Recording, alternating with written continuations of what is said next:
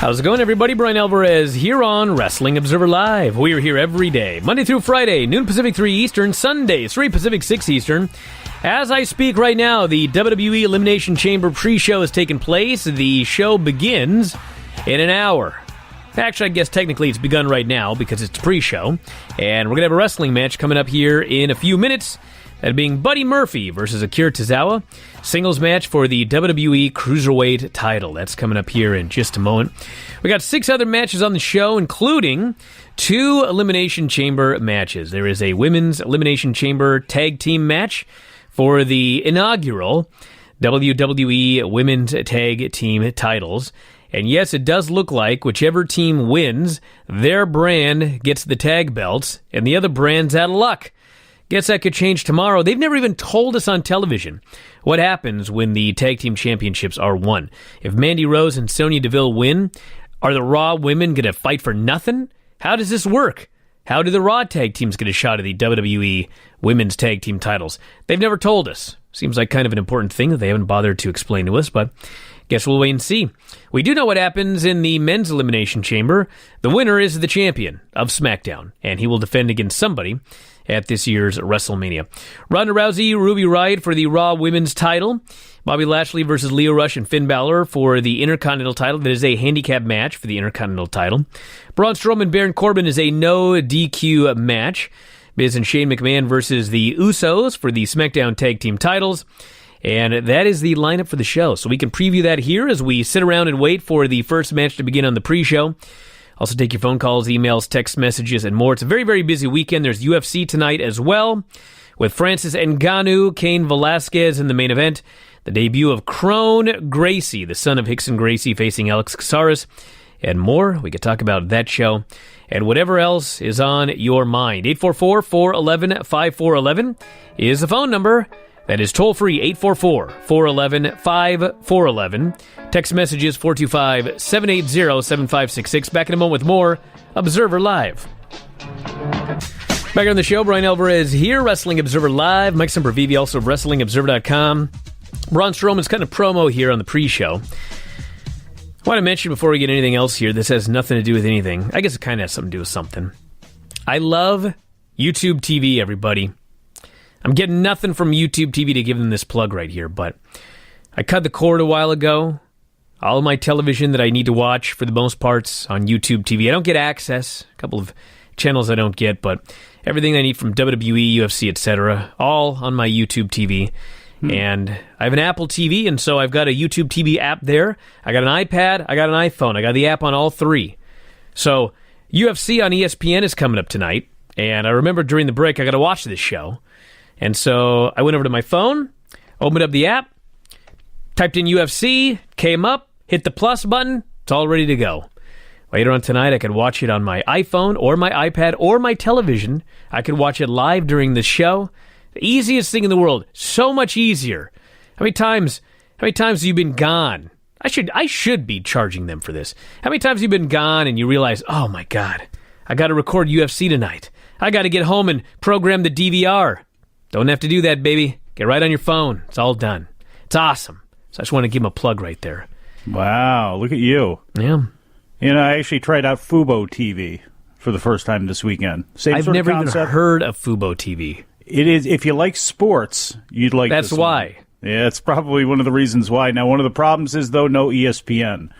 And don't matter to me. I got ESPN Plus, and it's on my YouTube TV. Well, there's a problem with that. See, it's on the YouTube TV, but that's an issue with ESPN. Unfortunately, with ESPN Plus, which is a pretty great service, especially if you like their 30 First 30 documentaries and all that sort of stuff, is the fact that ESPN's not available. And if you have, like, with Sling, you got to get everything. It can become a real pain in the rear end. The only reason I don't like YouTube TV in my area is it's not in my area. It's not even offered in my area yet. You can't get YouTube TV in your area? Believe it or not, no, because I looked it up for some options, because I've had Sling before, and I really do like Sling. And the fact that they let you there's 2 different plans, and there's a plan for $25, which doesn't give you ESPN and Disney, but it's really cheap. It gives you everything else. The catch is if you get the one with ESPN, then FX and all this other stuff isn't available to you. So it's a catch-22 there. But yeah, I mean, that's the only issue I have with YouTube TV is I can't even try to find out if I like it or not. Now, this Fubo one is pretty good. I've had, it's only been 24 hours, and all I basically watched is the NBA All-Star Game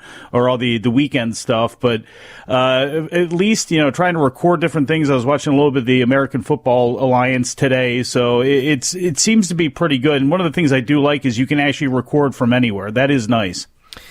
All right, here are the lineups for the two shows here today. For Elimination Chamber, at any moment, Buddy Murphy, Akira Tozawa is going to be starting for the Cruiserweight title. We got Miz and Shane McMahon versus the Usos for the SmackDown Tag titles. We got the Women's Elimination Chamber match for the inaugural Women's Tag Team titles.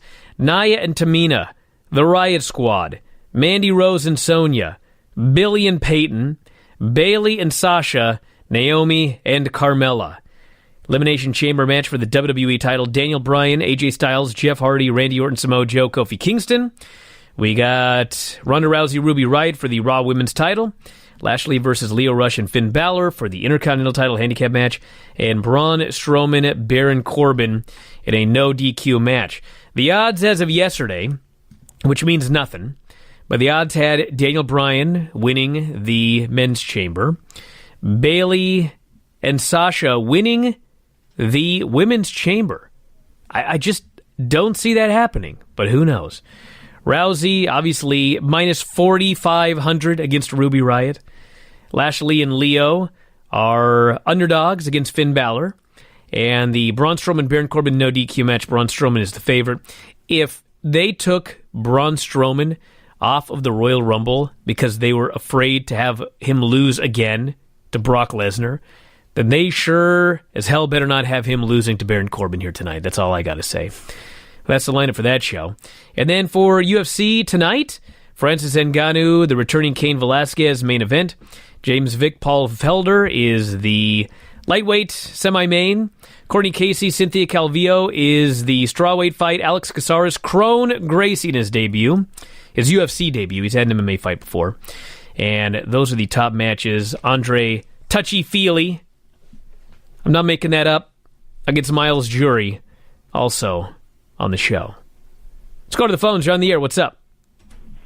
Brian, I think the McMahon's already answered that question, how the other brands that get a title shot at those women's titles, you just show up and be assertive and make it happen.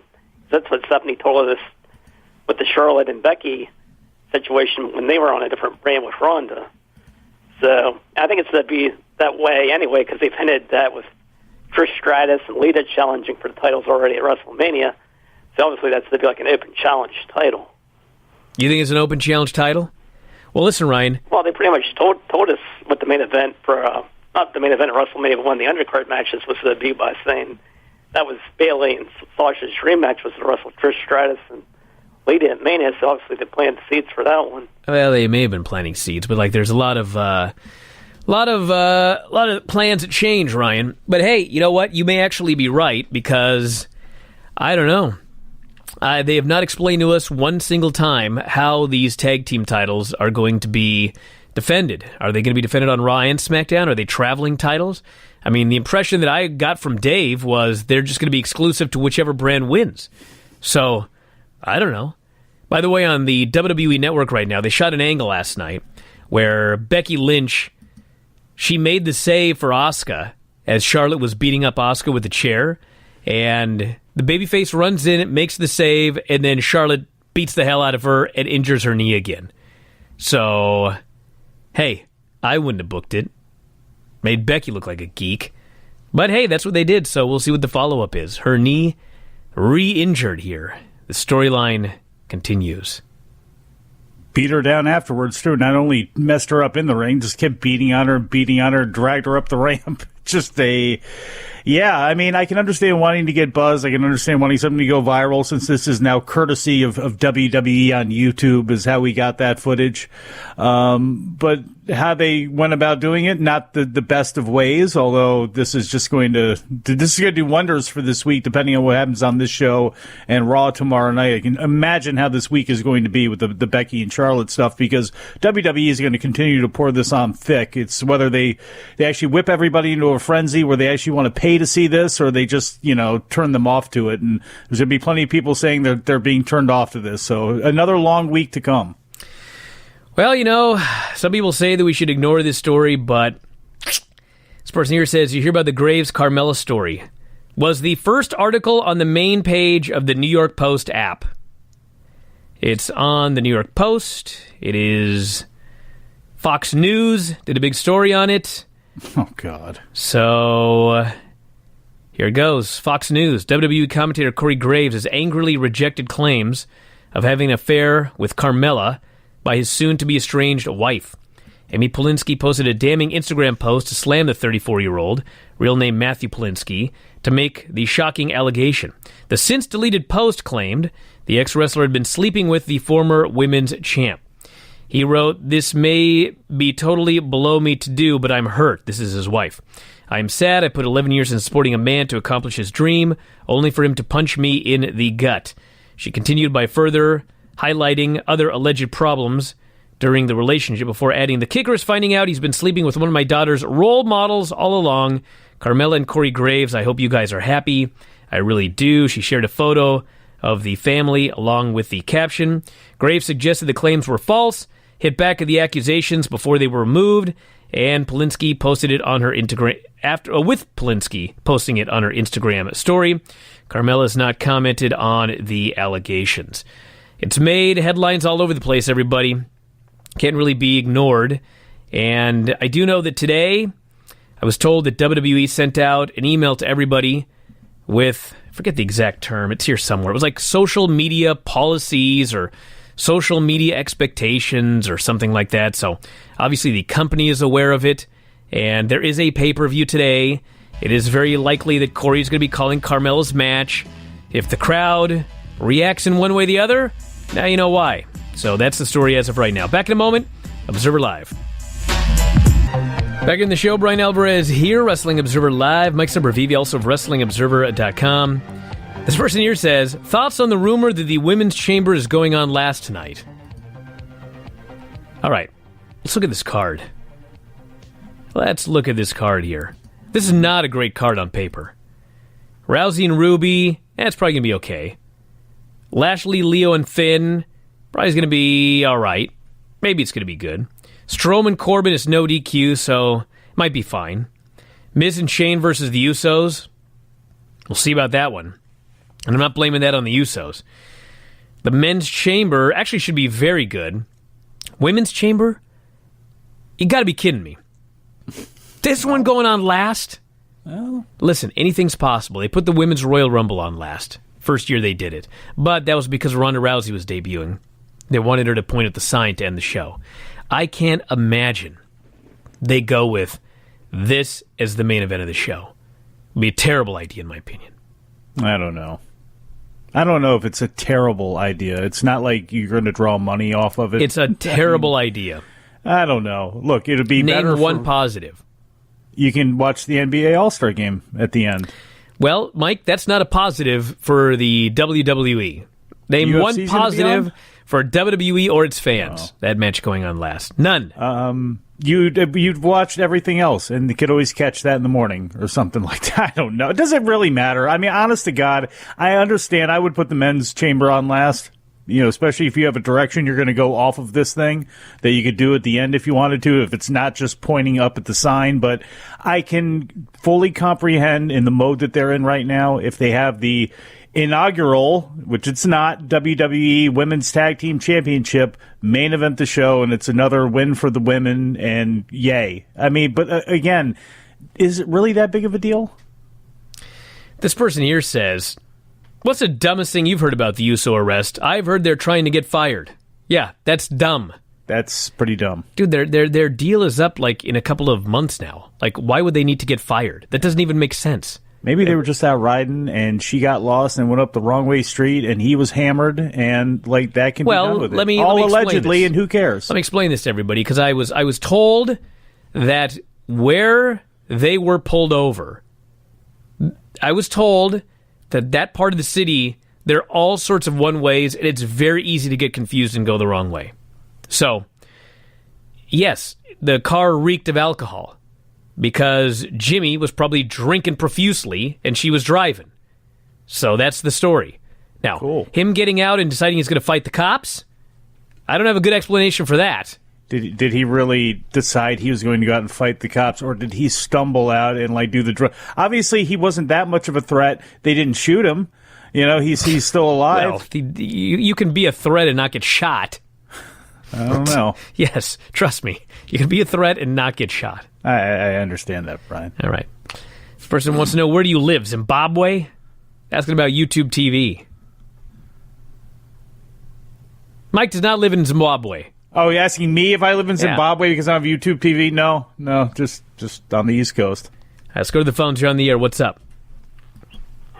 Who, me? Yeah, you're on the air. What's going on? Oh, look, Alexa Bliss announced it when she said it. They're going to be floating tag team champions. Tag team champions will represent both brands. Hold on a second. She said they would be floating? Yeah, when she first announced it 2 or 3 weeks ago, Alexa Bliss, when she made the announcement about it, said that there was 3 women from Raw, 3 teams from Raw, 3 teams from SmackDown, and the winner would be a floating champion that would represent both brands. Really? I don't remember that at all. I'm not saying you're wrong. I just don't remember that. It's the way it should be. Yeah, it was on the Alexa Bliss when she did her Moment of Bliss thing when she first talked about it and revealed that they were doing the Elimination Chamber for it. They're going to be floating champions. All right. Well, hey, I want to thank you very much for the call. If we could get confirmation on that, I'd really appreciate it. I don't remember that. Maybe they're talking about it in the pre-show right now, for all I know. Somebody tell me if there's any info about that. Well, we got Alexa up there, but she's just cutting a promo. Well, yeah, but she and now we got to look at those tag belts, which are good-looking belts. I'll give them that. The person here says there's a rumor the men's chamber is going on last. You know what's going on last? Whatever Vince decides in about 30 minutes. It's going to go on last. It may change his mind during the show as well, for crying out loud. Person wants to know, has anyone stepped up to accept your WrestleMania Weekend Open Challenge? Well, number one, no. I think I'm just out there, and whoever's accepting is coming through that curtain. And even if somebody did accept, I've had a lot of people challenge. I don't know if that counts as accepting, but if anybody did accept the challenge, I wouldn't tell anybody because they'd get signed somewhere. I'm not screwing this matchup. Boy, tomorrow I'm going to watch that Jungle Boy match. Can't wait for that. And it's not going to be Jungle Boy, by the way. Oh, yeah? It could be. He could walk through that curtain. I don't think he can get out to the East Coast. To be honest with you, I hope there's not just it can't be Tom, right? No, it can't be Tom. If Tom could be there, we wouldn't have this problem. He was supposed to be my partner. Wasn't sure with MLW, No, that's why he can't be there. All right. This person here says, I agree the stuff with Becky getting beaten up at Al's show does make her look like a geek. I feel the best way to counter it is to have Becky jump Charlotte during Rick's birthday, and taking a page out of Foley's book from '99, put Charlotte in the disarmor, and threaten to break her arm unless Vince gives her back her shot. Yeah. Or she could put Stephanie in the disarmor, and Vince has to give her spot back, or she'll break Stephanie's arm. I mean, there's ways for Vince to lift the suspension. Somebody else here was like, is anyone ever going to trust a suspension in wrestling again? Well, first off, do you trust this one? No, of course not. But, I mean, if you did, you'll trust it again down the road. You know how many times Steve Austin got suspended or kicked out or fired or whatever, and he still came back? It's just a story. Especially the fans that we have today, these hardcore WWE fans that get on me and everybody else if we don't like anything. I mean, hey, they'll buy anything. So sell them whatever. You know what I'm saying? And by the way, I want to mention this because there are people that, they yell at me. Oh, Bryan, you hate WWE. Everything is great in WWE. Why do you have to be so negative? Well, as everybody's well aware, Dean Ambrose is leaving because he doesn't like WWE right now. He's on his way out. And a couple of others as well. PJ Black got an offer to go to NXT and turned it down. Went to Ring of Honor. Top of that, Eddie Edwards just re-signed a long-term deal with Impact Wrestling. So there's a lot of people that they look at WWE. I mean, the Young Bucks, Kenny Omega, there are two of them. Everybody in All Elite Wrestling, Chris Jericho. I mean, all of these people had the opportunity to go to WWE or stay with WWE, and they left WWE. So this is not my problem here. This is not my fault. Saw another one on the board. The person goes, "Oh my God, a Chris Jericho interview on Observer Radio. Why don't you guys are biased? Interviewing these AEW guys, giving AEW all this coverage. I never see these WWE guys." Dude, if WWE allowed us to interview their talent, we'd interview their talent all the time. But you know what? WWE does not let their talent come on this show. So what do you want me to do about it? I'd love to have WWE talent. I would love to interview WWE stars leading up to Elimination Chamber. I'd have them on the show regularly to talk to them about the company, put them on the show, talk about their pay-per-view. They won't let anybody on the show. So what do you want me to do about it? If All Elite Wrestling is going to allow us to have wrestlers on the show doing interviews, we're going to take it. Just like we take it from Ring of Honor and MLW and New Japan Pro Wrestling and every other promotion in the world that's living in the year 2019 and allows their talent to be interviewed to promote their events. So the day that WWE decides to do that, I'll be happy to have WWE talent on this show. But they don't allow them right now, so it ain't happening. I don't know why you're mad at me. I'm not banning them. We interviewed El Hijo del Fantasma, did we not? We did. We interviewed a lot of Lucha Underground guys. Yeah, so there's another promotion you can add to the NWA. We interviewed Nick Aldis. I can't think of another promotion that doesn't allow us to interview their talent. It's only WWE. Yeah.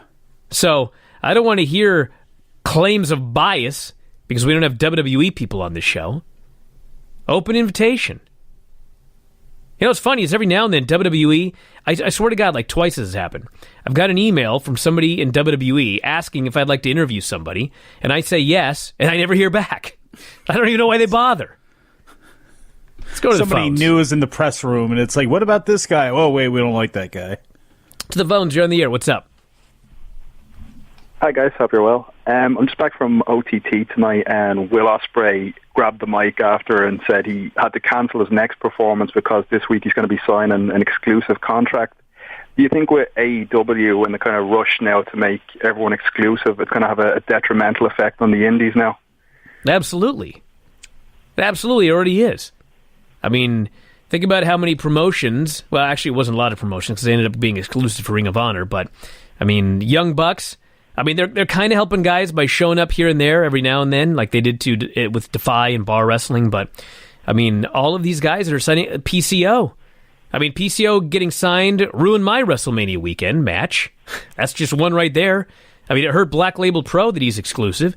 And Jungle Boy being signed.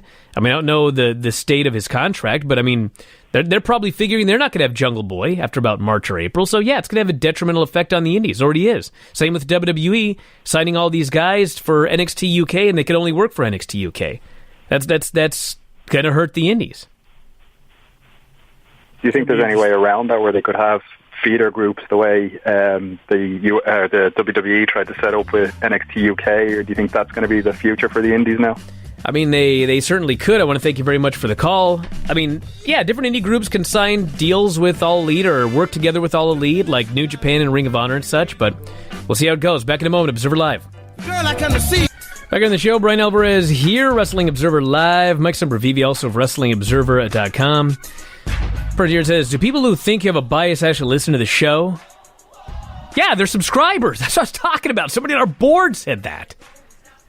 They always seem to be honest about every company. Yeah, I try to be. Makes people mad, but I'm trying to be unbiased. Listen, if goofy things happen with All Elite Wrestling, we'll talk about it.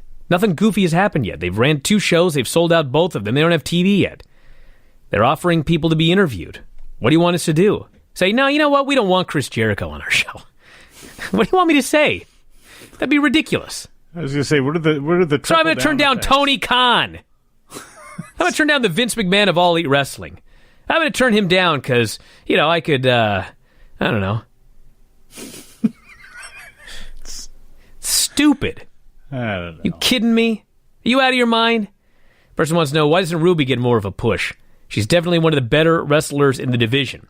Is Vince just not into tattooed punk girls? She's facing Ronda Rousey on the pay-per-view today for the title. What more do we want here? She has her to win? Yeah, she ain't going to win against Ronda Rousey right now. When Ronda Rousey leaves, she may get a run with the title.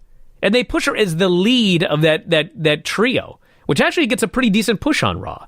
Yeah, and I mean, they've treated her with a pretty good deal of respect, too. You look at some of the other women and, like, you know, how many L's has Ruby Riott really taken? You know, the rest of the group has on her behalf more than anything. And even then, again, the unit has remained pretty strong, no matter if they're losing matches or not. So I don't cry for Ruby Riott. She's got a pretty good deal going. And I know I don't know what it was. I only caught part of it. They had a pretty good thing about her, a documentary, or at least they did some sort of feature package on her on the network that I caught a little bit of, which was excellent too. And those are the things I wish they would kind of get out there more and try to make people see, because some of those personality pieces are very well done. They do a lot of them, and you can't have one for everyone, and people don't have the time to watch one on everyone, but every once in a while, well placed. Those things should be a part of the pay-per-views and these pre-shows and things like that, not the same video packages we see being built on week after week after week.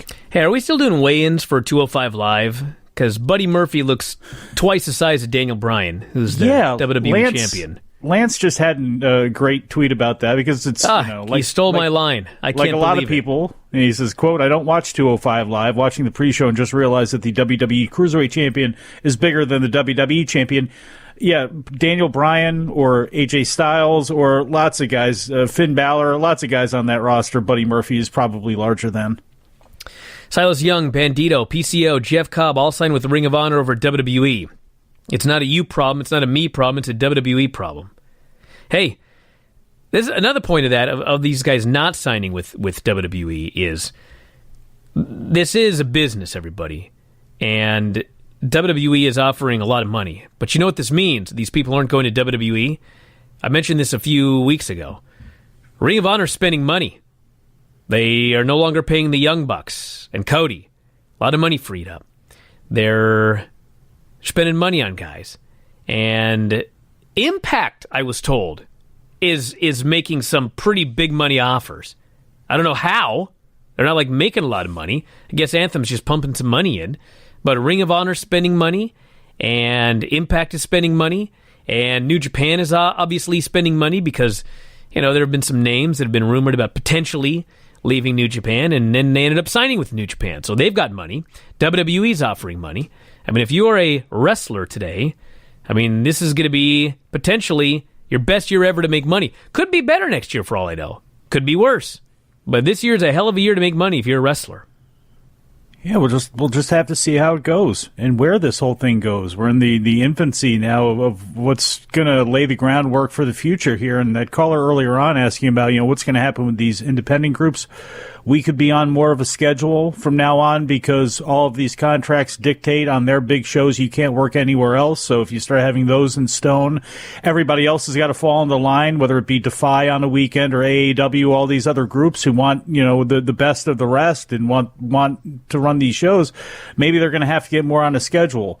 We'll have to see what happens with just the hierarchy of things here. I mean, just coming into the mix, AEW has caused an immense headache for New Japan. It looked like New Japan would be able to expand here in the United States. They're really in a lurch right now as far as what they're going to be able to do. Ring of Honor, as far as their growth goes, with AEW getting in the way. I mean, there's a lot of things that we just have no clue about what's going to happen, and it's going to be we got a long time before that happens. I mean, we talk about AEW, having a place right now, and the fact that they've been able to shake things up. They don't even have a TV show or any plan outside of one show that they're going to run. So we are still in the infancy on this, and we've got a long, long way to go. Are WWE wrestlers allowed to call into the show as a fan? Don't hold your breath, my friend. Don't hold your breath. With a gimmicked voice? I mean, they could Joey try. the Hitman? Believe it or not, there actually have been guys that have done things under different names, and nobody knew about it. Like written into the Observer and such? That and audio stuff, but it's another story. This person here says WWE has a huge problem with signing talent. A lot of the guys they want to sign went to Ring of Honor, New Japan, or AEW. Yes, been talking about that. If you want to call us here today, 844-411-5411. That is toll-free, 844-411-5411. Text messages, 425-780-7566. Can you rewind back to that for a minute? No. Why not? Because so have they done audio by have you had a gimmicked voice? I want to know if you've had a gimmicked voice on the show. I'm not talking anymore about it. Man, I want Carl to do an After Dark about this. The Royal Rumble. We've got a date and a location for next year. Announced via the Houston Chronicle. WWE announced, by the way. Usually it's some random outlet that is not Wrestling Observer Live announces this news. Rolling Stone and such. Royal Rumble 2020 will take place at Minute Maid Park in Houston, Texas, Sunday, January 26th. That's a big one. Second straight year, a baseball stadium has hosted the Rumble. Last month's event having been held at Chase Field. Such a gimmick, by the way, making these guys run down this baseball field to get into the ring. I love it. Minute Maid Park is the home of the Houston Astros. We want to expose the brand and its events to as many people as possible. Size of facilities in which we present our events is a key catalyst, they said. First time the Rumble has taken place in Houston since 1989. Can you imagine? 1989. We've never got one here in Seattle. Just want to throw that out there. Fix your weather. PW Insider reported WWE has come to terms to acquire the rights and trademarks for War Games from MLW, who had done War Games matches last year and in 2003. PW Insider noted that as part of the deal, MLW will not be able to use the concept going forward. Too bad. That is the end of War Games for MLW. Person here says, Daniel Bryan will win tonight because Luke Harper is going to help him. What do you think about that idea? If you want to do something spooky with the Chamber, is Bray Wyatt ready to come back? Have everybody come back then. This person here says, what do you think of the Matt Riddle TMZ interview? He called the main roster, quote, watered-down child's product. What? And he's not wrong. Well, let me tell you something about Matt Riddle. I 100% believe that he said that and he believes it. And I believe that he says what he believes. I'll just leave it at that. We'll see if it gets him in any trouble. So what are you going to do about it? I doubt it. I mean, you could... There's lots of things they could do about it. It's true, but there's lots of things he could do too. This person here says, so people want a logical surprise like Kofi winning tonight because he deserves it, and not that they've been building it through storylines. I haven't really heard anybody say they want Kofi to win tonight. Has anybody really talked about that? Kofi Kingston being the next WWE champion? I mean, I'm sure Big E. But, are fans really clamoring for Kofi to win? I don't know. I don't think so. Although, again, there's that segment of the fan base that just, while they want something to happen at the end of the show, they're not particularly worried about, week after week after week. Instant gratification there, Kofi wins, big surprise, big pop, yay. But then, I could see there being some fans that just want that and don't care about anything else. Well, the Cruiserweight Championship did not change hands, as Buddy Murphy just retained the title against Akira Tozawa. Didn't see the whole thing, but it looked like a pretty good match. Now you're probably shocked. Yeah. So that is that. We got 10 more minutes. Main show is going to be starting. A lot of big matches on that show. It's a damn shame that they banished everybody to those purple ropes because, again, Mustafa Ali, we're at least getting to see him now on SmackDown, but Cedric Alexander and Buddy Murphy in particular, and there are a couple other guys as well, just unfortunately toiling in that division without the looks and just with hardcore fans realizing how well they're doing. Drew Gulak's probably going to have some, a good role in 205 Live, and he did far better, I guess, in WWE than they ever had any plans for him for anyway, but some of those guys on 205 Live, it's a damn shame that they're there. So I'm looking at this card right here, and I think... What you thinking, boss? If I'm booking this show, I open up with this women's tag team championship match. That's what I open with. Let's get it over with. Get it out of there. It's a long-ass match. Might go 40 minutes. It's probably going to be bad. So, get it out of the way and then do the rest of the show. I feel they're either opening with that or they're going to open up with Miz and Shane versus the Usos. I can see them kicking off the show with Shane's music. So... spectacular bump at the end. I don't know. Are you kidding me? Just do a stupid match. Quit killing this guy. I'm not saying that. I'm just saying it's probably going to happen. I mean, I would actually lead off with the tag match too. I would go from there and then probably have that Miz and Shane tag match, and then, I don't know, Bobby Lashley and Lio Rush and Finn Balor. That would probably be pretty good. Because I think Braun and Baron Corbin, I hope, would be short, and Braun, it just kills him. So that would be the semi-main event to kind of rest in there between, I would say, the Elimination Chamber and Ronda and Ruby Riott. So the obvious question, by the way, somebody was texting me here about Luke Harper. The obvious question, if Luke Harper is going to be involved in the finish of the main event, is how does he get in there? It's Chamber. That's what I'm saying. Have Bray do the spooky. No, Bray cannot be involved with this. Are you out of your mind? I don't know. Look, we're Daniel Bryan's going to run the new Wyatt family. It's going to be called the Daniel family. Hey, look, you have him live on a commune like you did when you were little? It'd be the Bryan families would be called. The Bryan family. Can you actually imagine him doing a Charles Manson-esque kind of gimmick? He is. What the hell do you think he's doing right now? But what you're going to have Bray at some point then. No, you don't. Bray can do something else. I'm saying, yeah, you would. I'm just saying it's them. Nah, I can't picture these guys getting back together. It's just got to be Bryan and the other two guys. Bray can come back and feud with him for stealing his followers. Right? They can't all be together, and then they can feud with. Then they bring up the Cutler brothers, the Forgotten Ones from NXT, of a bunch of hippies against a bunch of forgotten bikers with beards. And yeah, that's the show. That's what I'd start with anyway. Person here says, with Ibushi surprisingly signed to New Japan, and considering last year, he's got to be the G1 favorite to win at the Dome next year, doesn't he? That doesn't have to be. I mean, they allegedly are going to do more with him now that he's signed, which they couldn't do before because he wasn't signed.